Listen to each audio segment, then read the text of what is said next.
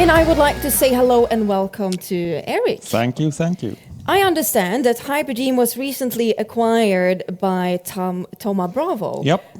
One of the world's largest investors in growing software and technology companies. Correct. And this says a lot about your position in the market. Can you share your insights from that sales first of all, process? we're of course happy to continue our journey with Thoma Bravo, and I think what we took away from that process was very much the interest that equity firms put into providers providing software for the office of the CFO, basically. So that type of software is hot, and also that they saw that value in our solution, where we provide solutions for agile planning, holistic planning, and performance management in an uncertain world, basically. So, very interesting. And today you're going to talk about AI and how that area affects the offices of the CFO. Yep. But without ruining your presentation, what trends do you see out there? I will actually start off my presentation with a few words about how to get AI going within the Office of Finance, and then share some insights on where firms or organizations typically apply AI. And then we'll move forward to look at how it actually could add value. So it's quite like basic, and I will use some slides to illustrate those concepts as well. That sounds super interesting. So I'll just leave the stage to you. Thank you. Thank and you. I'll use this clicker here. All right, so Erik Thelander, Chief Product Officer at Hypergene. I'm not super young, as you can see, so I worked here for a number of years, but prior to this I worked with like a digital transformation within the Office of Finance in various roles, basically. But what I would like to start with here is how you could get AI going within the office of the CFO, basically.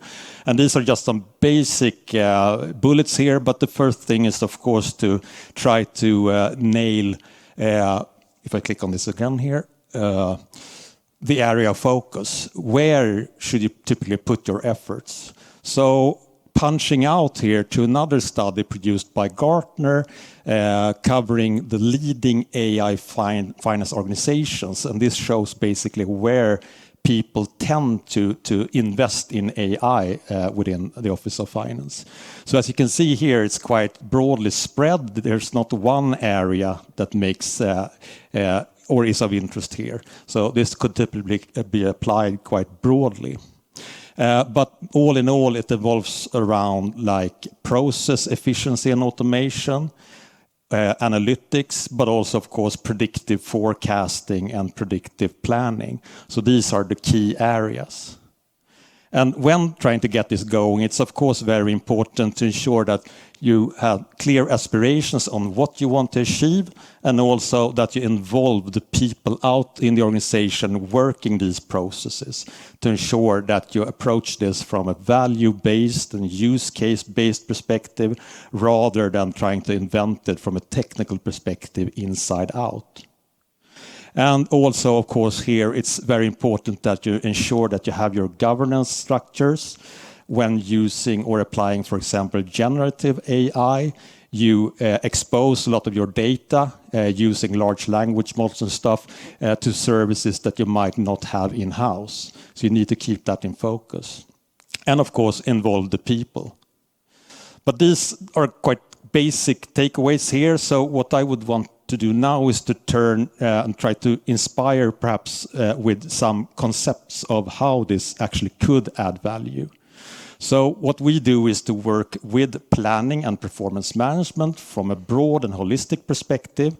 So we cover typically strategic planning, could be business plans, sustainability, CSRD plans, or risk plans. We also work, or our customers work with financial planning, of course, budgeting, forecasting, scenario management and stuff like that. And also provide support for decisions makers, allowing them to make wise decisions on act and deviations. And then you could ask yourself, where could then AI add value? So perhaps for the management team, working these strategic plans, defining risks, and also, of course, mitigating actions to ensure that the risk does not really happen, basically. So could AI add value there? Perhaps Let's take a look in a few seconds. And the other area here is business control. You all have like business or busy controllers within your organization, of course, asked to perhaps compile new and updated forecasts rapidly, and also working a lot of other stuff here. So could AI perhaps also make their life a little bit easier? And the third example here is typically the busy decision maker, the manager, the line manager, department manager who needs to access information, who needs to ensure that they are on track and perhaps act on deviations, basically. So how could AI actually fuel this? And now I will move over to some concepts. So these are pure concepts, and perhaps they could inspire you to go home and think about where this could be applied in your organization.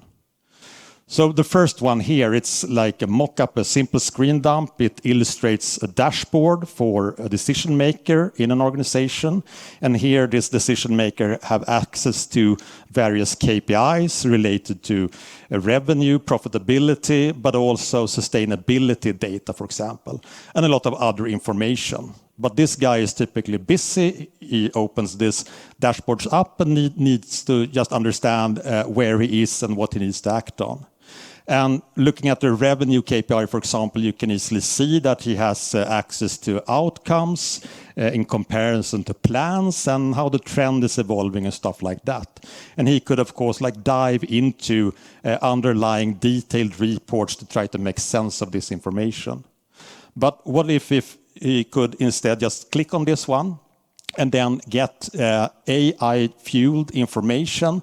In this case, we have basically just sent a lot of detailed information up to a generative AI service and then receive this information back based on various types of prompts.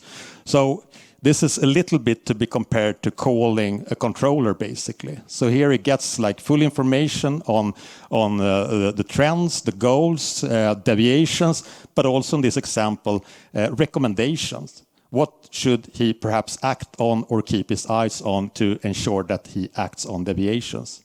So super basic, but instead of calling a controller, you have like a controller in your pocket here.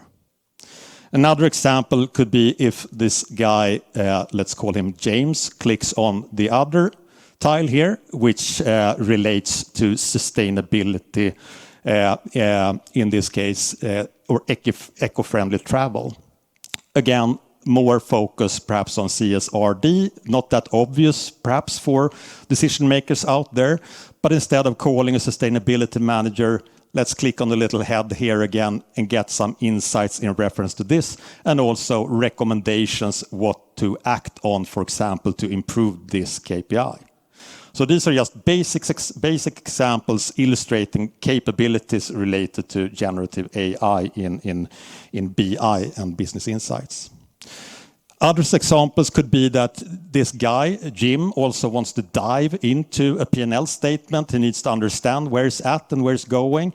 And in these statements, you often have your actuals, your plans, deviations, but often on a high level. But what is important here is, of course, also, is there deviations or anomalies further down in the data sets? And here it would be easy to, of course, allow this person to be informed that we have some anomalies or deviations in the underlying data. Click on a little function here and then navigate into like where this deviation actually occurs. So just getting easy access and easy information without having to spend time on diving into a lot of information. So as you can see, very like hands-on examples. And then moving on to this busy controller, she's typically here asked to compile a new forecast or updated forecast. She could, of course, call around and ask people to complete the forms that she sent out. But these days, she might not have the time. Instead, she moves into this type of like scenario analysis view where she can set various analysis together for like what-if analysis. But also here, it would of course be easy to fuel this information with predictive analysis. So this is not that much of AI, basically. It's more to capitalize from statistical type of functions here. So based on, for example, a weighted combination of previous forecasts, previous actuals, modern solutions can, of course, easily calculate these types of data. And to make this even more potent, you could, of course, also perhaps relate this to external data sets and data trends. If we would, for example, know that our outcome here is often related to or dependent on currency or evolvement of currency exchange rates, or, for example, inflation, just put that data into this equation. So just basic examples of how modern technology can fuel this type of analysis. And not to bore you too much, but further examples here, moving over to this manager or somebody in the management team working strategic plans, for example, but also perhaps identifying risks and defining mitigating actions in relation to these risks.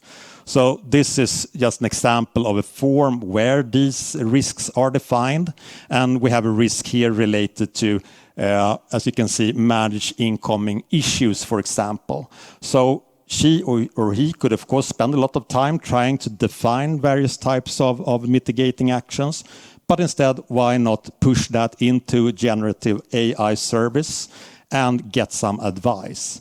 Based on these risks, what would we typically need to act on? And this is a live prototype, or not a live prototype, but based on a prototype. So here, for example, generative AI these days could easily provide very productive and very exact suggestions on what to act on. So in this case, for example, to mitigate this risk, she gets these 3 suggestions, and then can select to perhaps choose this cross-training and skill redundancy to ensure that this type or this part of the organization can even better mitigate the risk here. And then just click, and then it's just there, and perhaps change some things. So again, just examples of how AI in reality could fuel these types of processes. And the last one here, generative AI again, in this case, applied on reporting. You all compile a lot of reports. You probably spend a lot of time on compiling these reports. You redo this pretty much each month. And you often need to gather information also from people further down in the organization. So here we have an example where a report template is sent out to the organization from group level down to various entities, and people on entity level needs to comment on deviations related to these KPIs, for example. And here, it could look like this in reality. People scribble a lot of text. People try to interpret what this actually means. But it's quite cumbersome to compile this up to one statement.